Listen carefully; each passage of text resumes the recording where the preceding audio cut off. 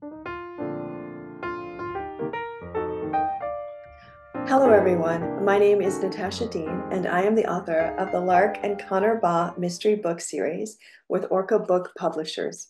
For those of you who may not be familiar with the books, the series features Lark, a dyslexic heroine, teaming up with her twin brother Connor and their Harmony, along with a cast of their friends and different townspeople, to solve mysteries throughout their town.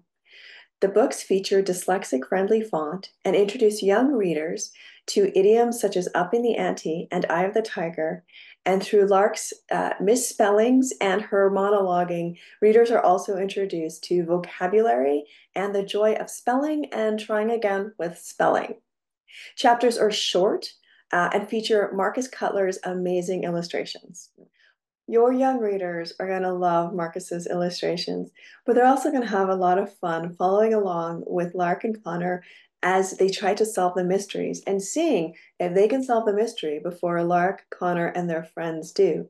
The books also feature a lot of humor, so there's intrigue as well as laughs throughout the stories.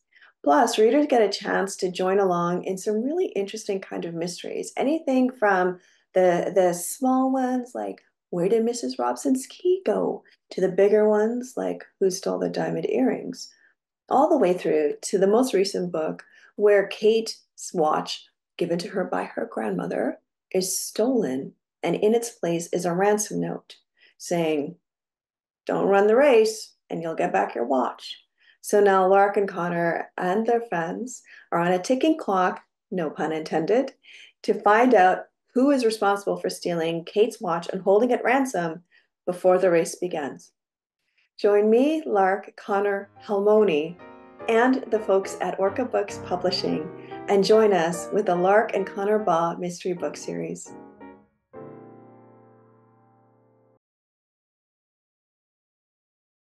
Hello, readers, hello, listeners, and hello, educators.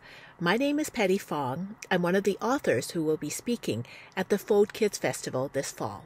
Thank you to J.O. Richardson and Ardo Omer for inviting me, and thank you, out there, for letting me share with you some of the lessons I have learned in speaking to hundreds of experts from around the world about what we can find out through curiosity about loneliness.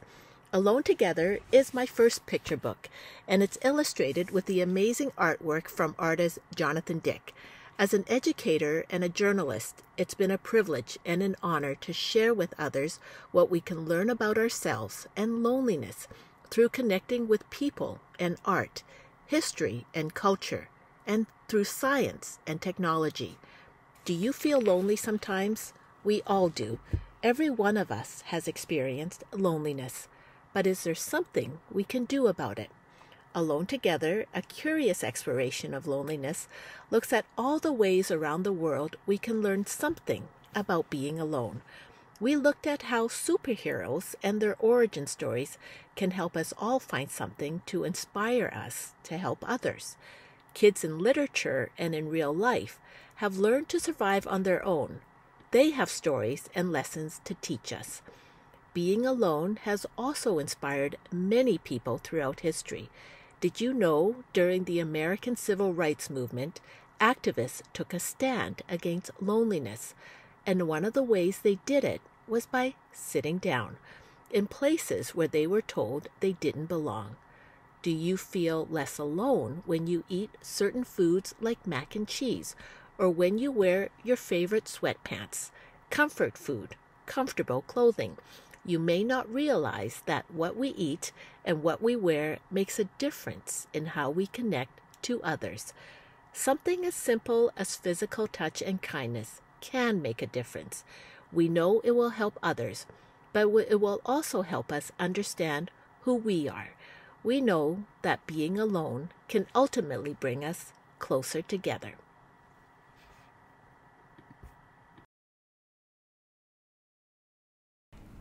Hello, all. Stories are magic. Stories are powerful. They change the way we think and act and feel. My name is Shenaaz Nanji. I was born and raised in East Africa, and I live in Calgary. I have an MFA in creative writing for children and young adults, a zillion ideas for stories, a million rejections, and as well as I'm the author of 14 books for children. They include picture books, both fiction and non-fiction, YA novels, and the Alina series, early chapter books for young readers. My stories reflect my experiences as an immigrant mother in Canada. In bringing up my children in the early 1980s in Calgary, it was hard to embrace my heritage and culture as well as fit in with the mainstream. In vain, I searched the bookstores and the libraries for relevant books, but came home empty-handed. Frustrated, I began to write my own books for my children. Well, time flew by and my children grew up faster than my books. In Alina in a Pinch, meet a young spirited girl called Alina. Do you remember the dread of walking into a new situation as a kid? Well, Alina has moved into a new neighborhood. She's a newbie at school. She tries hard to make friends. She brings Indian lunch to school. But she does not want to be seen as weird and different from others. So she hides and eats her lunch alone. But a note from a lunchtime bully threatens to destroy her plans. The big story question here is, will Alina fit in with her friends even if she comes from a different racial and cultural background? In the words of Dr. Larry, the story will guide young readers into equity, acceptance, and diversity. The book was a finalist for 2 awards in Canada. The takeaway for the readers is that diversity is beautiful. Diversity is everywhere, in the plant world, in the animal world, and among people. So let us embrace and celebrate the different cultures in the world that make us unique. In Alina in the Deep, Alina is an only child in her family. She has always dreamed of having a sibling, an instant BFF as they say. She is so excited when her cousin from Kenya visits her for the summer. Finally, her dream will come true. Unfortunately, nothing goes as Alina had planned. The big story question here is, can you be friends with someone who is your total opposite?